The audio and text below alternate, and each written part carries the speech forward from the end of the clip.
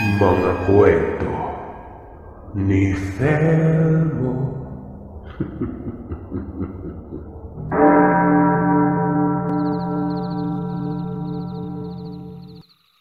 Magandang araw po sa inyo, Sir Seth, at sa lahat ng mga kagiliw na tagapakinig. Tawagin niyo na lamang po ako sa pangalang Cassie, Tubong Samar.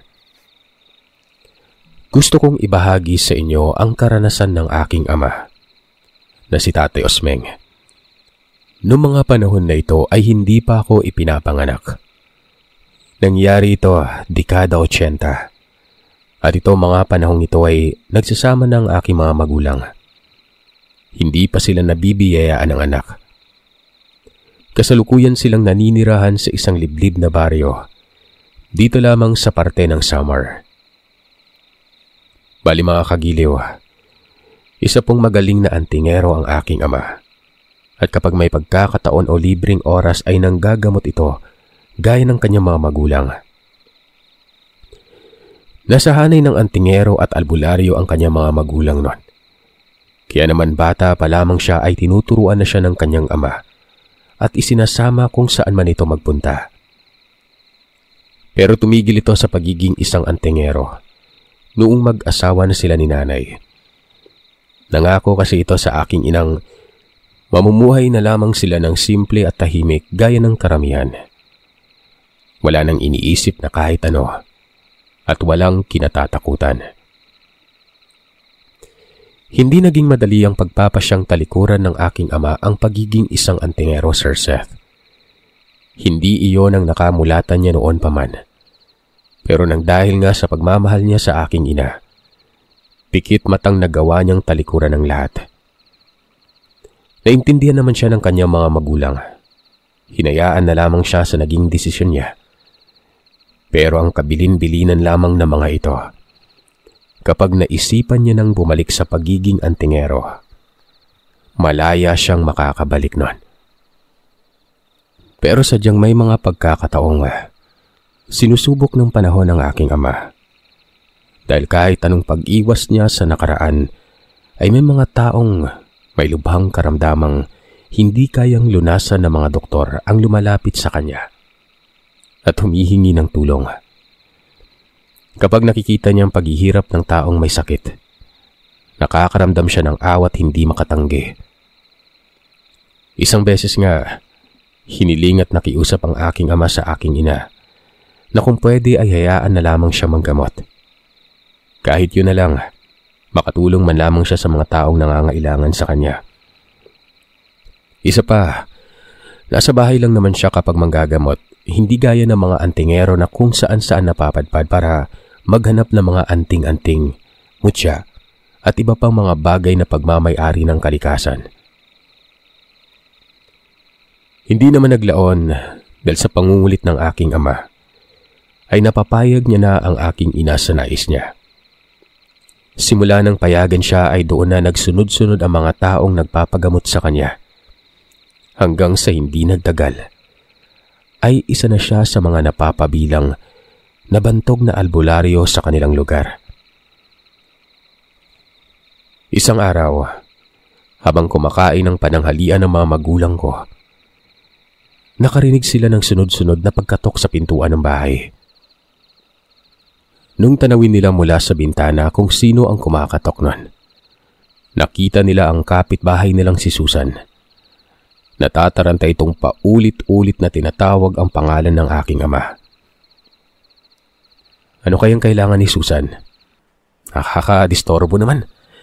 Oras ng pananghalian pa talaga siya nangangalabog ng pintuan. Tanong ng aking ama matapos lunukin ang pagkain. Abay, tinanong mo pa talaga kung ano ang kailangan ano. Malamang sa malamang magpapagamot na naman yan. Alam mo namang pumupunta lamang ang mga tao dito sa bahay natin kapag magpapagamot sila. Painosente ka pa talaga ha. Tugon ng aking ina. Napapairap na lamang ito habang tinatanaw ang taong kumakatok nun. Bahagya namang napangiti ang aking ama. Dahil alam niyang naiinis na rin si nanay. Ate Melba, nandyan po ba yung asawa niyo? Mahahalata sa boses ni Susan ang mangyak-yak na tanong nun. Nakasimangot na tumayo ang aking ina at pinagbuksan ng pintuan ng babaeng kumakatok. Ate Melba, pakiusap po. Pasabi naman po sa asawa niyo, tulungan niya yung anak ko. Agarang pakiusap na wika ni Susan nang mapagbuksan niya ito. Bakit? Anong nangyari sa anak mo? Tanong ng aking ina. Hindi makasagot ang babae nun. Sa halip ay tanging paghikbi lamang ang naging tugon nito. Napabuntong hininga ang aking ina sabay nagwika ng, nasa loob ng bahay ang asawa ko. Nagtatanghalian pa kasi kami. Bakit hindi mo nalang dalhin dito yung anak mo para dito na magamot ng asawa ko? Sinabi ni Susan na napakataas umano ang lagnat ng anak niya. Kaya hindi niya madala sa bahay. Kung maaari sana ay ang aking ama na lamang ang pumunta sa bahay nito. Pakiusap, Ate Melba. Hindi ko na po talaga alam kung ano ang gagawin ko. Natatakot na po ako dahil baka kung ano ang nangyari sa anak ko. Ayon sa aking ama, nung marinig niyang tila nagmamakaawa ang kapitbahay nila, tumayo na lamang siya at nilapitan ng aking ina at ang kausap nito. Kuya Usmeng, pasensya na po kayo kung nakakaistorbo ako. Kakapalan ko na yung mukha ko. Tulungan niyo naman po yung anak ko. Pakiusap po. Sige, umuwi ka na Susan. Pupunta na lang ako sa bahay mo. Tatapusin ko lamang mananghalian at susunod na ako ha. Agad naman nagpasalamat si Aling Susan at nauna nang umuwi nun. Bakit ka naman pumayag na gamutin yung anak ni Susan sa bahay nila? Hindi ba tong usapan natin dito ka lang manggamot sa bahay? Iritableng tanong ng aking ina. Pasensya ka na Melba, pero nakita mo namang nagmamakaawa yung tao. Pagbigyan na lang natin. Sinabi naman ng aking inang kapag nalaman ng ibang magpapagamot ang ginawa ng aking ama. Tiyak na pamamarisan yon. Hindi na pupunta sa bahay ang mga magpapagamot. Dahil gagawin na mga yun ang ginawa ni Susan. Bahala ka nga sa buhay mo. Naiinis na wika ng aking ina dahil hindi umano makuha ng aking ama ang ibig niyang ipahiwatig nun. Tahimik na lamang silang bumalik sa pagkainan. Kagad namang pinilisang ubusing kainin ni tatay ang kanyang pagkain sa plato.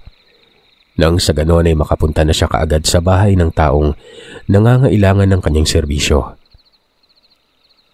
Usmeng, dahan-dahan ka naman sa pagkain. Kulang na lang mabilaukan ka na dyan sa kinakain sa kakamadali mo. Bakit kasi hindi mo na itigil yung panggagamot mo para naman hindi ka na lang palaging nagmamadaling kumain? Lalo na kapag may mga pumupunta dito mga tao para magpagamot. Melba, alam mo namang isang albularyo itong asawa mo. Kaya tungkulin ko yung gamutin ng mga taong may sakit at nangangailangan sa akin. Lalo na yung mga taong kapos sa pera. Kaya hindi sila kaagad nakakapunta sa ospital para ipagamot ang kanilang mga mahal sa buhay. Paliwanag ng aking ama. Dahil alam niya na sa tono pa lamang ay galit na ang aking ina nun. Huwag ka na magreklamo. Intindihin mo na lang itong asawa mo. Huwag mo akong idaan dyan sa paglambing-lambing mo, Osmeng, ha? Hindi mo ako makukuha sa ganyan-ganyan. Dahil sa kabisado na ni tatay ang ugali ng aking ina, kung kaya't nilambing niya ito ng nilambing para mawala ang inis na nararamdaman. Hindi nga kalaunan ay wala nang nagawa si nanay nun, kundi sumang-ayon na lamang sa sinasabi ni tatay. Naisip kasi ng aking inang sa ilang taon na umano nila mag-asawa. Palagi na lamang ganon ang kanilang senaryo. Tuwing pinipigilan niya si tatay na manggamot ng pasyente. Nang matapos na silang kumain ay agad nang nagpaalam ang aking ama sa aking ina. Pagkatapos niyang ihanda ang lahat ng mga gamit niya sa panggagamot, ay agad na siyang nag-usal ng mga proteksyon para sa sarili nun bago lumabas ng bahay. Usmeng, mag-iingat ka sa gagawin mo ha. Umuwi ka kaagad kapag natapos mo na ang panggagamot mo sa anak ni Susan. Tumango na lamang si tatay at nagsabing wag raw mag-alala ang aking ina. Uuwi din siya kaagad.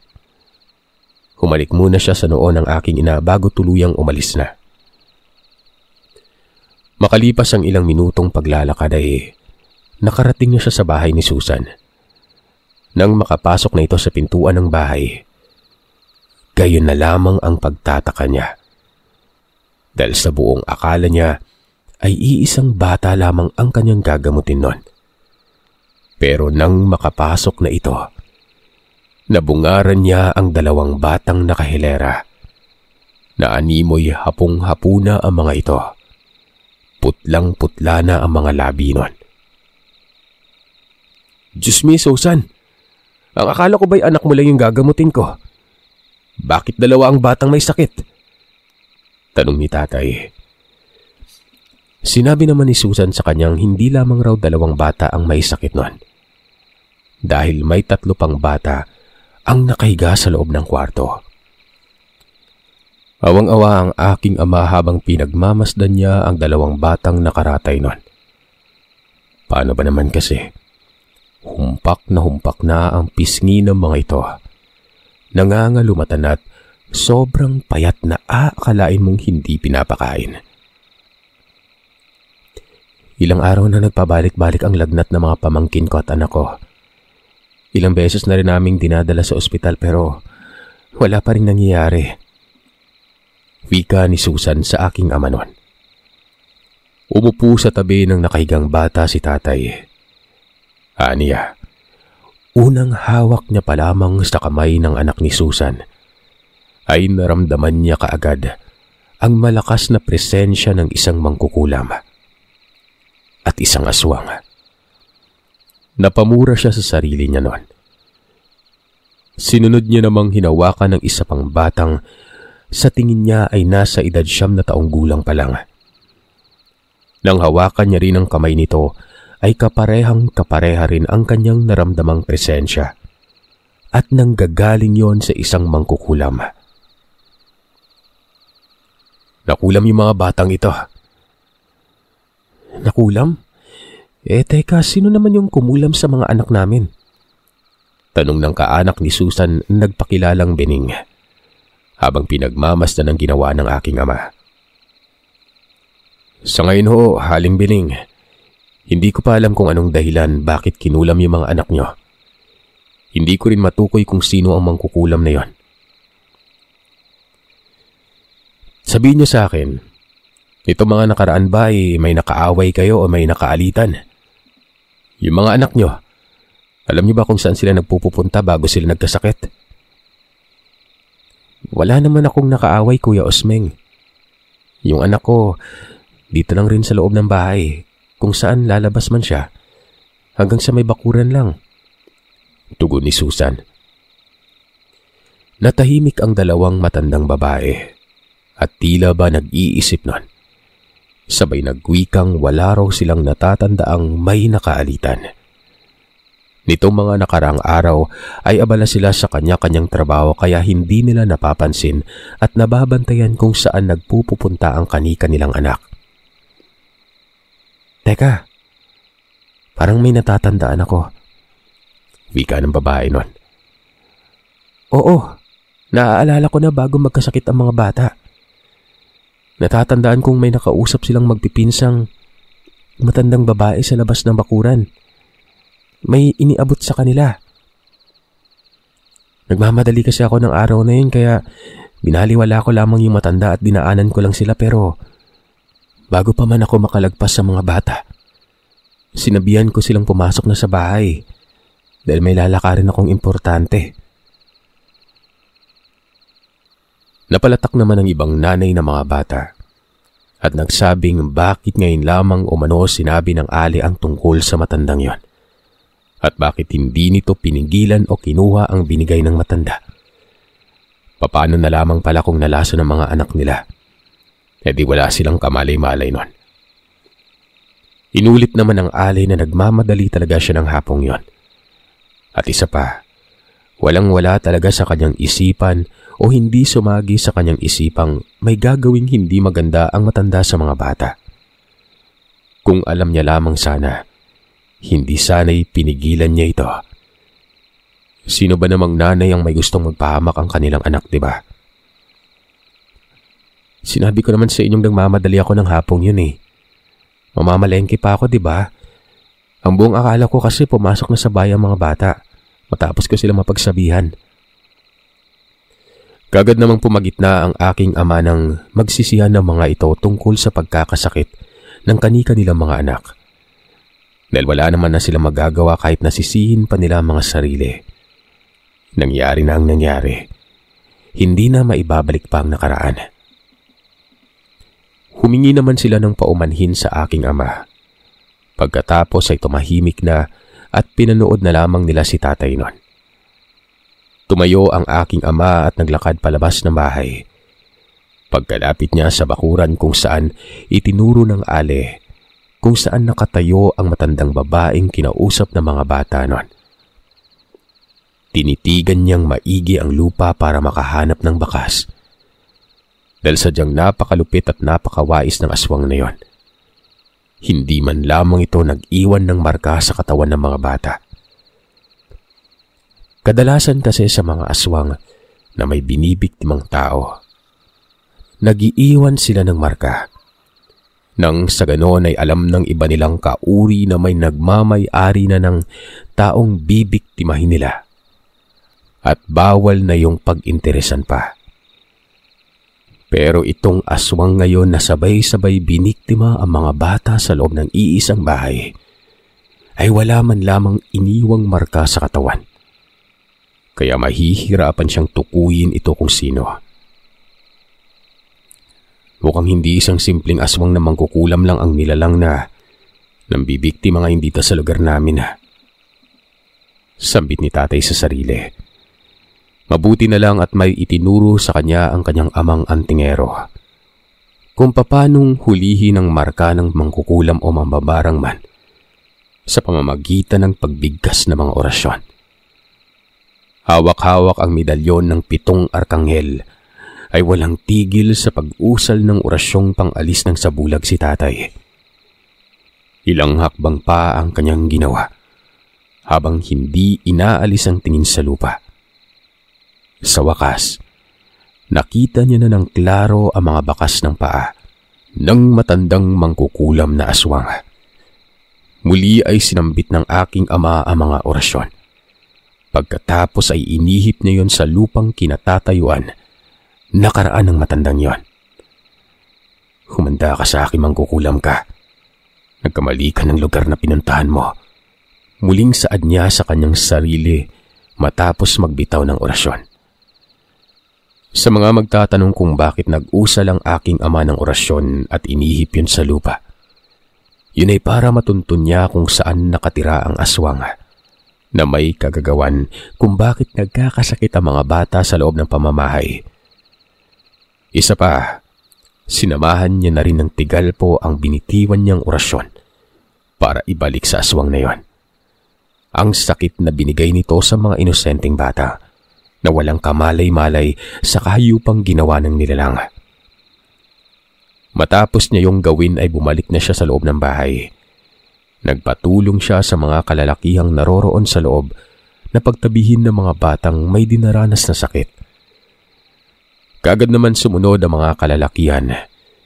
Binuhat na nga ang 3 pang batang nasa loob ng kwarto.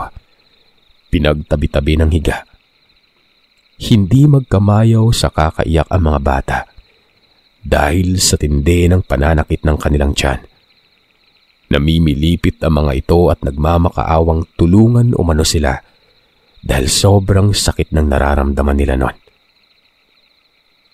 Nang hipuin ng aking ama ang noo ng 3, tulad ng 2 bata.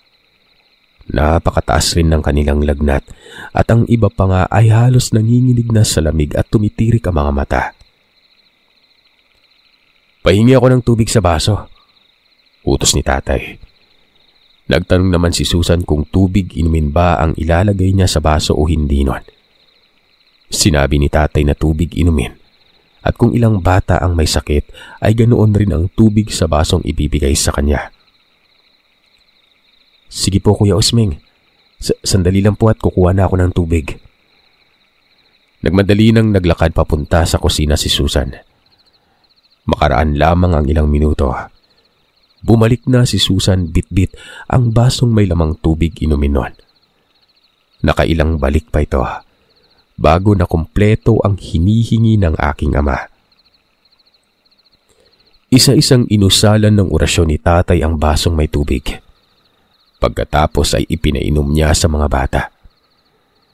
Nang matapos ng inumin ng mga bata ang tubig na binigay ng aking ama, sa maniwala man kayo at sa hindi, butil-butil na pawis sa noo ang nilabas ng mga ito.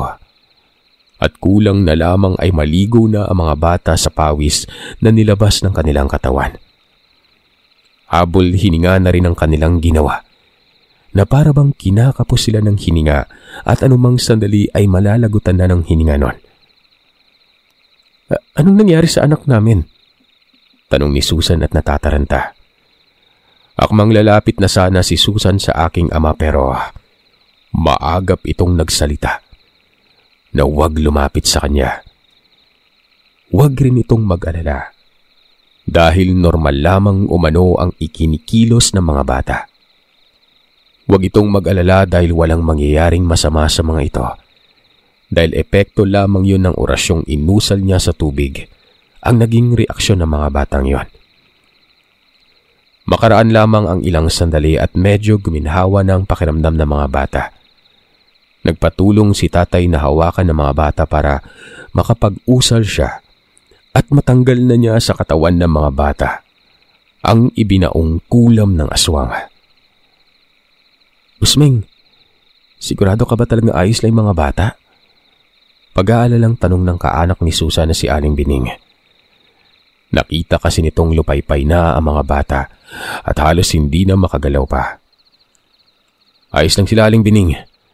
Huwag kayong mag-alala dahil hindi ako gagawa ng aksyong ikakapahamak ng mga anak niyo. Magtiwala lamang kayo sa kakayahan ko. Ako na yung bahala sa mga anak niyo. Ililigtas ko sila sa bingit ng kamatayan. Yun ang panghahawakan yung salita ko. Dahil ayon pa sa kanya, medyo naiirita na umano siya sa kakulitan ng magulang ng mga batang kinamot niya. Maya't maya kasi ang tanong ng mga ito, kung ayos lamang ba o kung ano na ang nangyari sa mga bata nun. Hindi namang pwedeng nasa gitna siya ng pag-uusal ng orasyon at panggagamot sa mga bata. Ihihinto niya ang ginawa para lamang sagutin ang mga tanong ng mga kaanak ni Susan, di ba? Kahit anong sabi niyang kaninang huwag maingay ang mga ito, ay talagang hindi matigil sa kakatalak at kakatanong.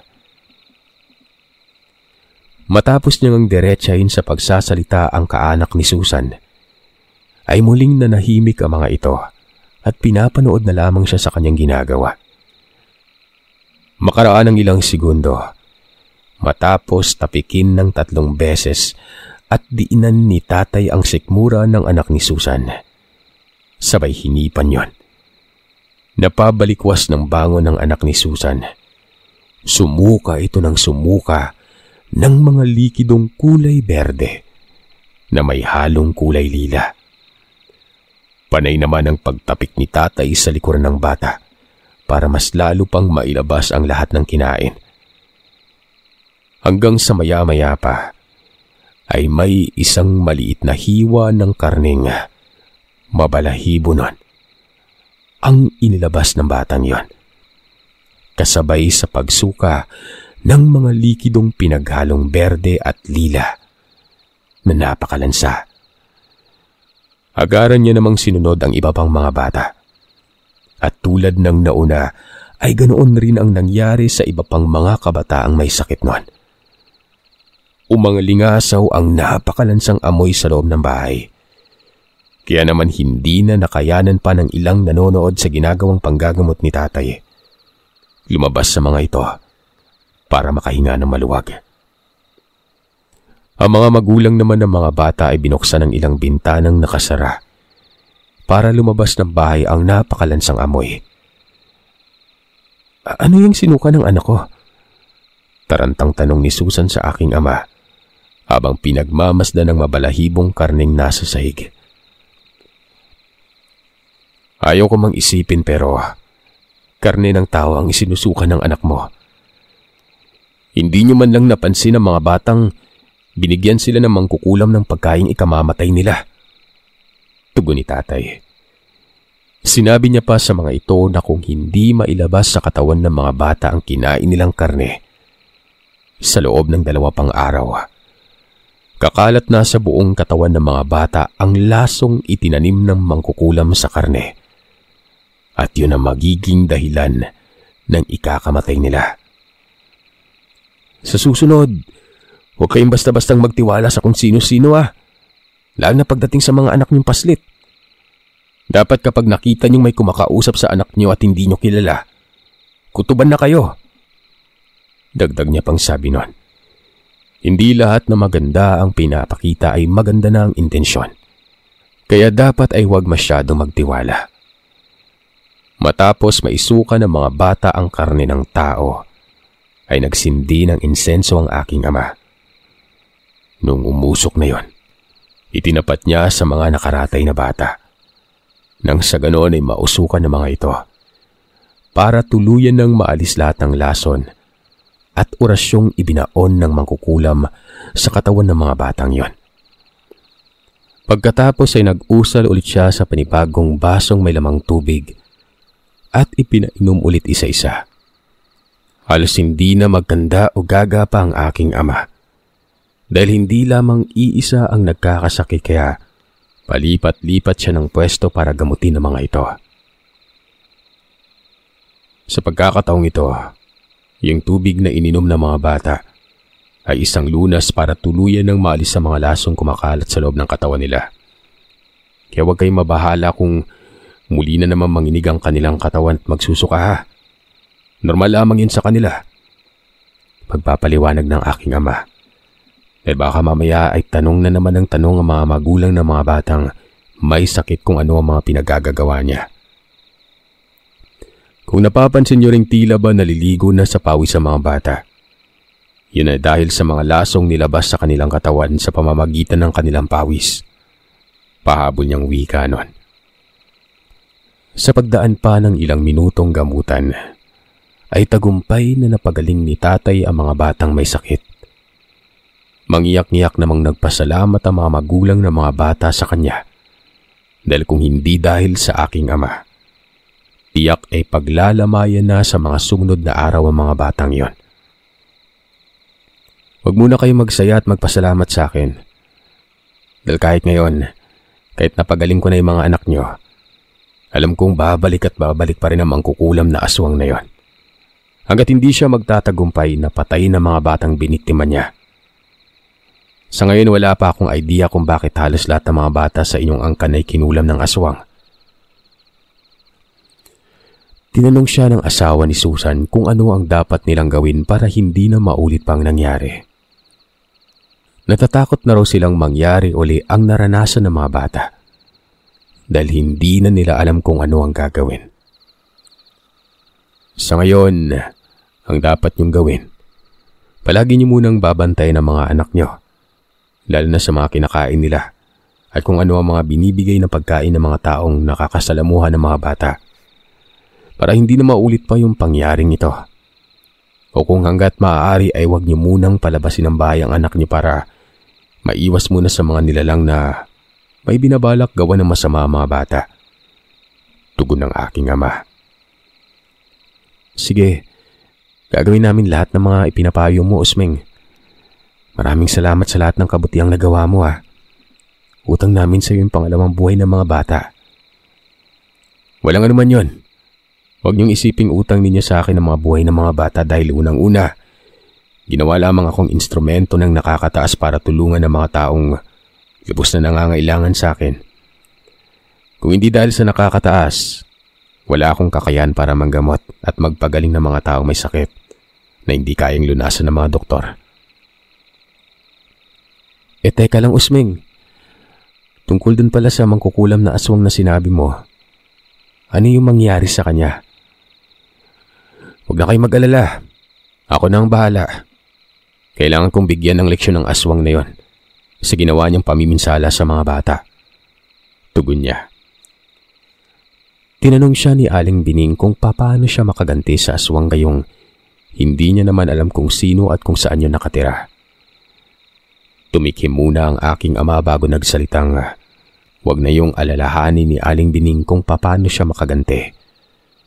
Sa kadahilan ng sa pamamagitan ng inusal niya kaninang orasyon nung makita niya ang bakas ng aswang. Natuntun na niya kung saan naninirahan ito.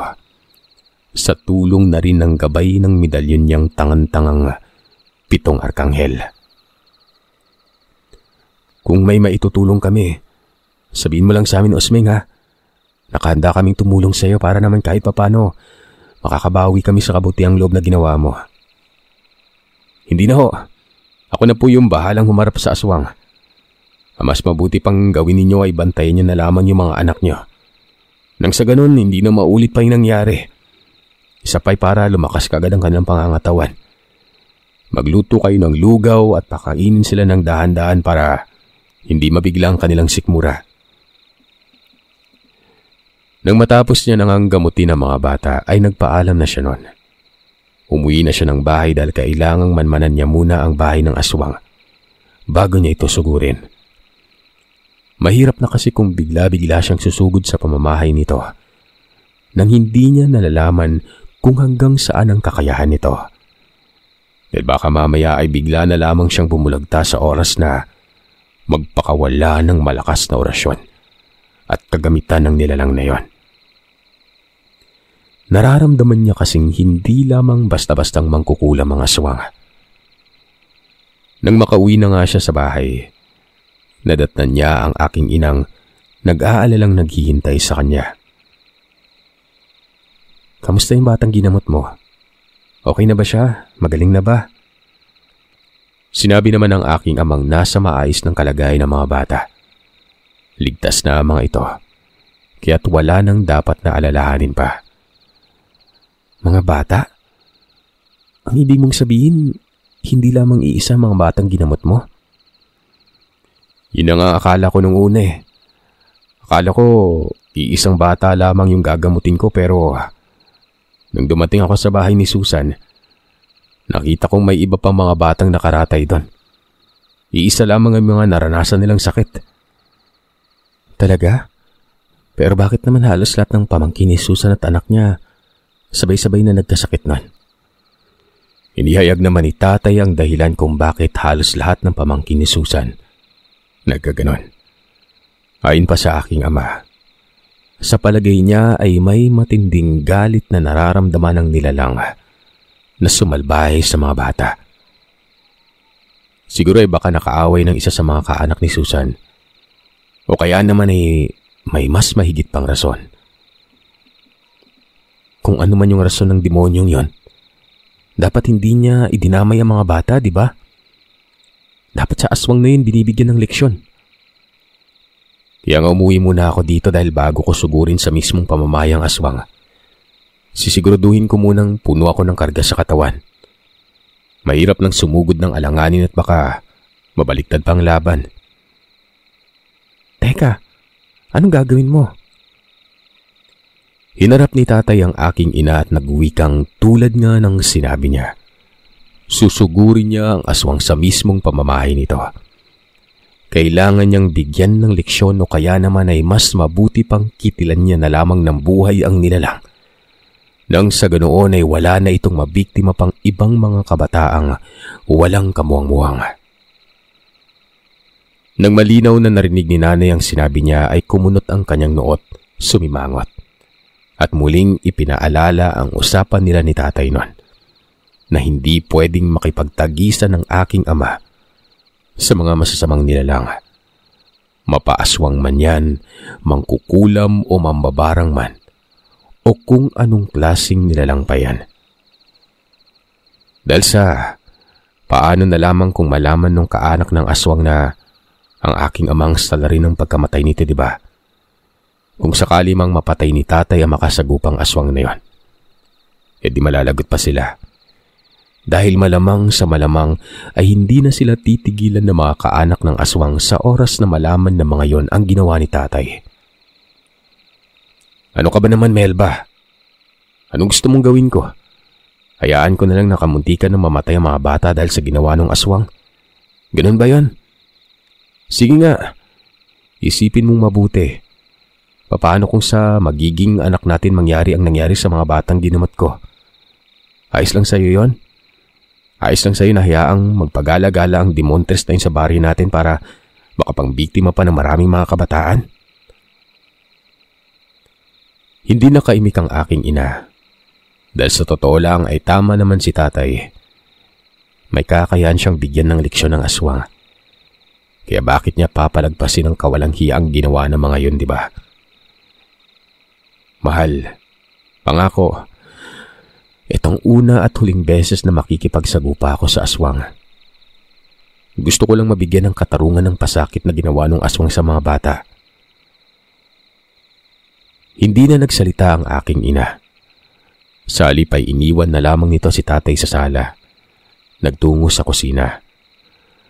Alam ni tatay na galit ang aking ina sa ginawa niyang pagpapasya. Pero kasi wala na siyang magagawa ng mga oras na yun dahil hindi niya naman pwedeng hayaan lamang ang aswang sa ginagawa niya. Nung sumapit ng takip silim, nagpaalam na si tatay sa aking ina. Nagsabing may pupuntahan lamang ito. Huwag umano itong mag-alala dahil babalik rin siya kaagad nun. Tanging pagtango lamang ang naging tugon ni nanay. Dahil alam naman na nito kung saan talaga pupunta si tatay. Kung kaya't hindi na siya nagtanong pa. Kaagad na tinungo ni tatay ang dulong baryong nasa Karatig para puntahan ang aswang na yon. Ang una niyang gagawin ay magmamanman muna siya bago ito sugurin. Sa pagdaan ng halos 1 oras mahigit, narating niya na ang bahay ng mangkukulam na aswang. Sa labas pa lamang ng bahay, ramdam na ni tatay ang enerhiya ng nilalang. Madilim na ng mga sandaling yon, pero dahil sa liwanag ng buwan, ay natatanaw ng malinaw ni tatay ang bahay ng aswang. Bago pa man siya makalapit sa bakuran, nag-usal siya ng orasyong pangsabulag sa sarili para hindi siya mapansin at maramdaman ng nilalang. Humanda ka sa akin ngayon. Sa oras na malaman ko kung hanggang saan lang ang kakayan mo, sisiguraduhin kong bubulagta ka ngayon sa lupa habang mangingisay-ngisay. Ipaparanas ko sa iyo ang kasamaang ginawa mo sa mga bata. Sambit niya sa sarili nun. Ilang minuto muna siyang nagkubli sa nakatumbang punong nasa labas ng bakuran habang nagmamanman sa buong paligid. Makaraan pa ang ilang sandali ay nakita niya ang napakalaking ibong malapaniki ang mga pakpak na lumapag sa gilid ng bahay. Tapos ay naglakad yon papasok sa loob ng bahay. Mabuti naman at nakauwi ka ng walang hiya ka. Kanina pa ako naghihintay sa'yo. Sambit niya. Ingat na ingat siyang naglakad papalapit sa bahay na yon, habang patuloy pa rin sa pagbigkas ng mga lingwaheng kaalaman na nasa panig ng kanan. Huli ka, Balbon. Mukhang naramdaman mo nang naririto ako ha. Kaya pala nagpakawala ka ng orasyong pamarusa. Sambit ni tatay nang makaramdam siya ng paninikip ng dibdib nun at pananakit ng kalamnan. Dahil sa puno siya ng karga sa katawan, kung kaya't hindi masyadong tumalab ang ginawa ng aswang sa kanya. Hindi siya nagpadaig. Gumanti siya sa ginagawa ng aswang. Sa tuwing nagpapakawala nga siya ng mga orasyong pamarusa, ay naririnig niya ang malakas na sigaw ng matanda, na para bang namimilipit yon sa sakit at sinasakal. Nang makahanap siya ng pagkakataon, ay nagmadali na siyang lumapit sa bahay at walang pag-alinlangang binuksan ang pintuan nun. Hayop ka, mangkukulam ka! Napakawalang hiya mo! Mga inosenteng bata talagang pinuntirya mo! Galit na wika ni tatay nang nasa may pintuan na siya ng bahay. Dahil sa ginawa mo sa inosenteng bata, titiyakin ko sa iyong mamamatay kang animal ka. Hayop ka! Napakapakialamero mo. Mapapatay ko na sana ang mga animal na yon kung hindi ka nangingialam. Galit na bulyaw sa kanya ng matandang nakahandusay sa may sahig nun at mukhang kapapalit pa lamang nito bilang tao. Dahil sa wala itong kasaplot-saplot na namumula ang mga matang nanlilimahid sa langis na yon. Napakahangal mong animal ka. Mas masahol ka pa sa demonyong sinasamba mo. Nanlalaki ang mga matang sigaw ng aking ama. Sabay may mga binabanggit na malalakas na orasyon at ibinabato sa aswang na yon. Sumisigaw naman ang nilalang habang naghihingalo, habang hinahawakan ng sariling leeg na parabang may nilalang na sumasakal dito. Napapaubong nagmamakaawa ang nilalang sa aking ama't nagwikang itigil na niya ang ginagawa niya sapagkat hindi na siya makahinga. O teka lang. Wala pa nga akong ginagawa sa'yo. Nagmamakaawa ka na. Akala ko ba malakas ka? Bakit ngayon? Nagmamakaawa ka na sa akin. Pilit pa rin nagmamakaawa at nagwika ang matandang itigil na ni tatay ang ginagawa niyang pag-uusal ng pamarusa. Dahil hindi na nito matagalan pa ang sakit na sinapit mula sa aking ama nun. Bakit? Nung kinula mo ba ang mga bata, naawa ka ba sa kanila? Naawa ka ba sa mga batang naghihingalo habang humihingi ng tulong at tinitiis ang lahat ng ginawa mong demonyo ka? Patawad. Patawarin mo ko. Pakiusap, pakawalan mo na ako. Pangako, magbabago na ako. Magpapakalayo-layo na ako. Aalis na ako dito sa baryo nyo. Huwag mo lang akong patayin. Huwag patayin? Para ano? Para makapangbiktima ka na naman ng ibang mga bata sa lugar na lilipatan mo? Ganun ba? Alam mo tanda, nagkamali ka ng baryong pinunterya. Dahil ako ang antingerong hindi marunong magpatawad sa mga taong halang ang kaluluwa. At walang awang pumapatay ng mga batang walang kamuwang-muwang dito sa mundo. Muli ay binanggit niya na naman ang mga Latin na pamarusa sa mga masasamang nilalang. Inihip niya sa kamaong may nakahawak na medalyon. Walang sawang pinagsasapak ang aswang. Hanggang sa nakita niyang sumuka na ng dugo ang nilalang dahil sa pamimilipit nito ng tiyan. Hindi na pinatagal pa ni tatay ang pangyayari. Bago pa man makapagpalit muli ng anyo sa pagiging aswang ang matandang yon, ginilitan na niya ito ng leeg. Nung malagutan na ng hininga ang matanda, ay isang nakakakilabot na alulong ng mga aso ang narinig niya. Hindi niya mawari kung saan nanggagaling ang mga yon.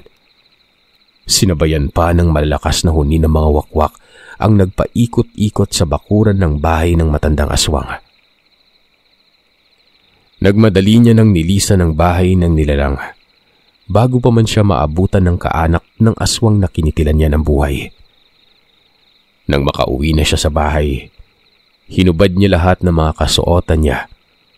Sinunog niya nang sa ganon ay hindi siya masundan ng kaanak nito. Hindi nagtagal ay nalaman ng aking amang kaya pala kinulam ang mga pamangkin at anak ni Susan. Yun ay dahil sa nakaalitan pala ng isa sa mga kaanak ni Susan ang matandang mangkukulam na yon. Nang dahil lamang sa maliit na bagay. Nagkasagutan ng mga ito at nauwi na nga sa pagbabantang may mangyayaring hindi maganda sa mga kaanak nito. Labis-labis naman ang pasasalamat ng kaanak ni Susan sa aking ama. Dahil kung wala si tatay, baka na paano na sila sa kulam ng isang aswang na hindi nag-iiwan ng marka.